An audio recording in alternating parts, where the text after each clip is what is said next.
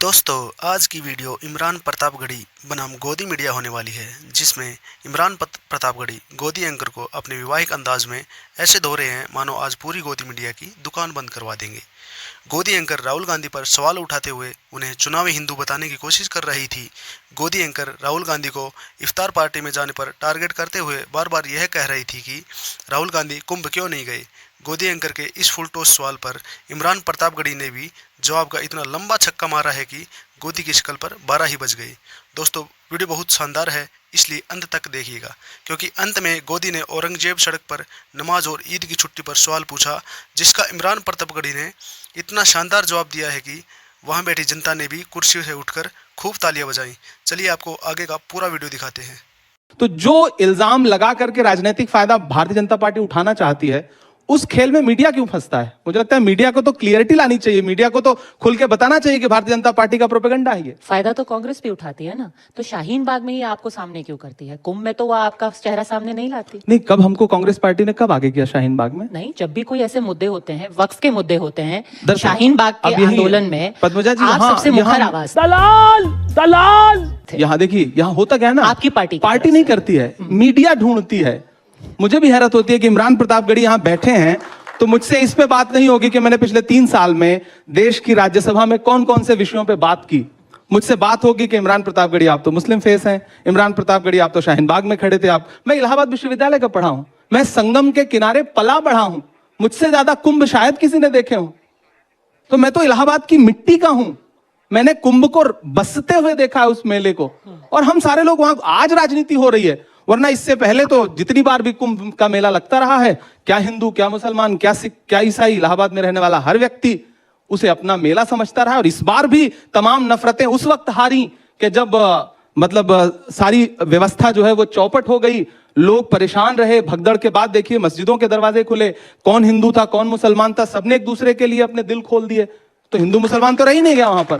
यह तो जबरदस्ती का बनाया हुआ एक नैरेटिव है जो भारतीय जनता पार्टी को सूट करता है, सरकारों को सूट करता है। लेकिन ये बात भी सच है कि कांग्रेस, आपको लगता नहीं है कि जैसे आपने कुंभ की बात कर ली और आपने कहा कि क्यों ये एक गलत धारणा बनाती है, ये सब मीडिया की गलती है।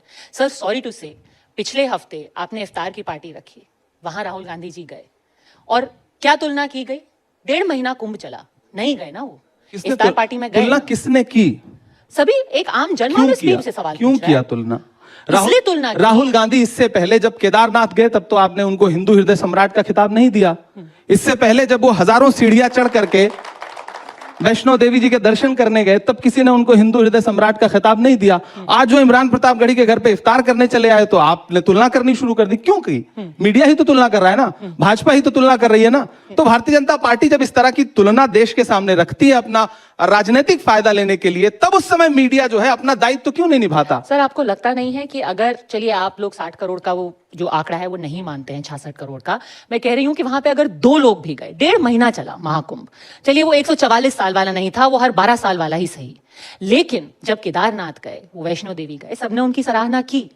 वही थे जिन्होंने आकर के ये भी कहा था कि मैं जनेऊधारी ब्राह्मण हूं, किसी ने उनको ऐसा बोला नहीं था कहने के लिए।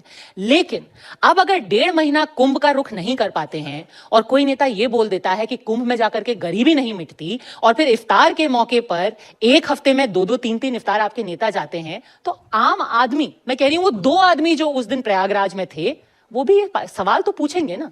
सवाल तो बिल्कुल पूछना चाहिए कि मोहन भागवत जी गए थे कुंभ में? बड़ा हरामी हो। उम्मीद है आरएसएस आपका जवाब दी। नहीं, आप बताइए गए थे कि नहीं? आपको तो हमसे ज्यादा आप जागरूक हैं, आप मीडिया का हिस्सा हैं, तो जाहिर सी बात है आप आरएसएस के कई नेता गए थे। नहीं, मोहन भागवत जी गए थे, कांग्रेस के भी कई नेता गए थे, दिग्विजय सिंह जी गए थे, उनकी फोटो भी आपको दिखी होगी, डीके शिव कुमार जी गए थे और उनका विरोध हुआ। उनके बाद किसने विरोध किया? कांग्रेस पार्टी ने विरोध किया। किसने? आपके नेता ने कर्नाटक में। मुझे एक नेता का नाम बता दीजिए, कर्नाटक में किस नेता ने विरोध किया? यही नैरेटिव है जो भाजपा का नैरेटिव है जिसमें मीडिया साथ देती है। मुझे एक नेता का नाम बता दीजिए, किसी नेता की मजाल नहीं है। मैं इमरान प्रतापगढ़ी हूं, मेरी बात सुनिए, मैं इमरान प्रतापगढ़ी हूं, मैं अफ्तार करूंगा, मैं नमाज पढ़ने जाऊंगा, मैं उम्रा करने जाऊंगा, मैं हज करने जाऊंगा। कांग्रेस पार्टी का कोई नेता मेरा विरोध नहीं करेगा। कोई केदारनाथ जाए, कोई वैष्णो देवी के पास जाए, कोई गंगा में स्नान करने जाए, किसने आज तक, कौन विरोध करता है? कैसी बात? यही तो सबसे बड़ा झूठ है जो परोसा जाता है। डीके शिव कुमार जी का किसने विरोध किया? बड़े गर्व के साथ उन्होंने स्नान किया, उनकी तस्वीरें देश के सामने आई। दिग्विजय सिंह, जिस पर भारतीय जनता पार्टी क्या क्या आरोप नहीं लगाती, वो गए, उन्होंने स्नान किया। मुझे बताइए, नीतीश कुमार जी गए थे? नहीं गए थे। भाजपा ने उनसे सवाल पूछा कि आप मेरे सहयोगी हो, आप हमारे साथ सत्ता में हो, आप क्यों नहीं कुंभ नहाने के लिए? चंद्रबाबू नायडू जी गए थे?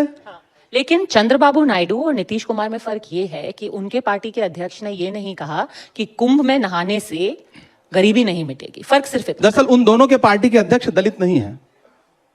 मल्लिकार्जुन खड़गे जी अगर कोई बात कह रहे हैं तो वो उनकी एक सदियों की, इस देश के दलितों की सदियों की एक पीड़ा है। उस पीड़ा को आप राजनीति से नहीं जोड़ सकती, उसको आपको सामाजिक तरीके से टैकल करना पड़ेगा। इस देश में अभी रणदीप सुरजेवाला जी जो बात कह रहे थे, हजारों सालों की एक पीड़ा है जिसको मल्लिकार्जुन जी खड़गे जी कह रहे हैं, तो उसे आप राजनीतिक चश्मे से मत देखिए। उनकी पूरी एक नस्ल ने जो झेला है उसको किसी राजनीति से हल नहीं किया जा सकता, उसको सामाजिक सुधार से हल किया जा सकता है, और उसको उस सवाल को सबको फेस करना पड़ेगा। एकदम स्वाभाविक सी बात है, पहली बात। दूसरी बात, राहुल गांधी जी ने ऐसी कोई बात कही है क्या? प्रियंका गांधी जी ने गंगा यात्रा की थी, गंगा की बेटी का खिताब आप ही मीडिया वालों ने उनको दिया था, उन्होंने यात्रा की थी।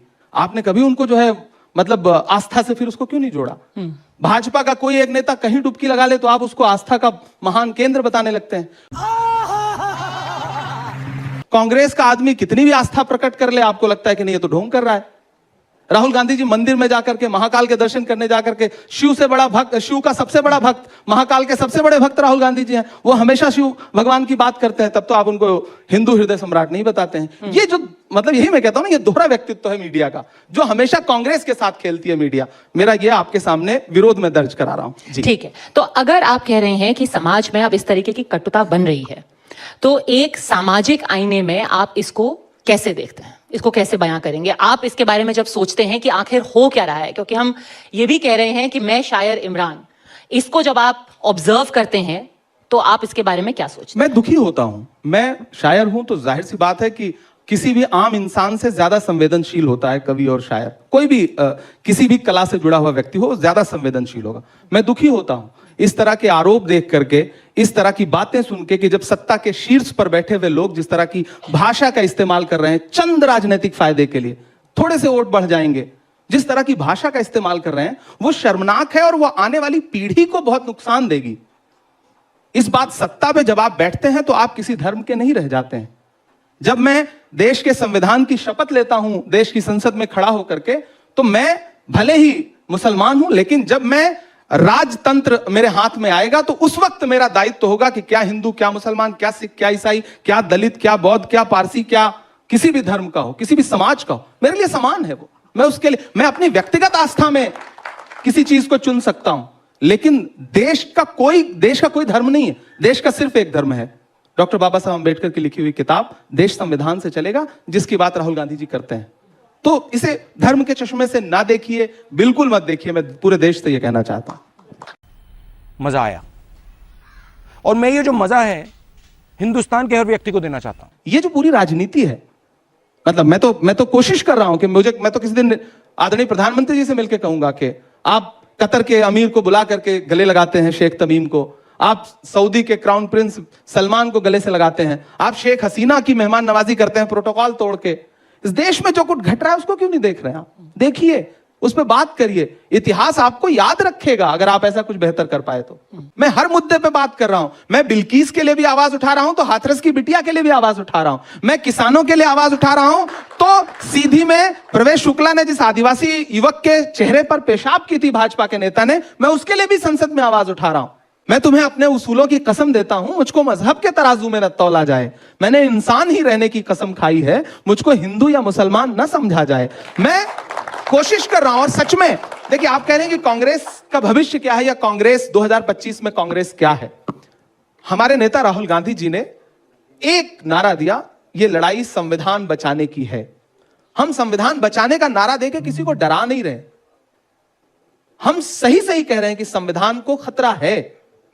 मैं यहां बैठ के पूछना चाहता हूं कि ईद जैसा त्योहार, जो मुसलमानों का सबसे प्रमुख त्योहार है, हरियाणा में ईद की छुट्टियां कैंसिल कर दी जाती हैं, जबकि संविधान बाकायदा यह कहता है कि हर धर्म का जो प्रमुख त्योहार होगा उस पर आज की छुट्टी होगी। यह संविधान पे हमला है या नहीं है? कैंसिल नहीं, किसको रिस्ट्रिक्टेड हॉलिडे रिस्ट्रिक्टेड क्यों कर दिया गया?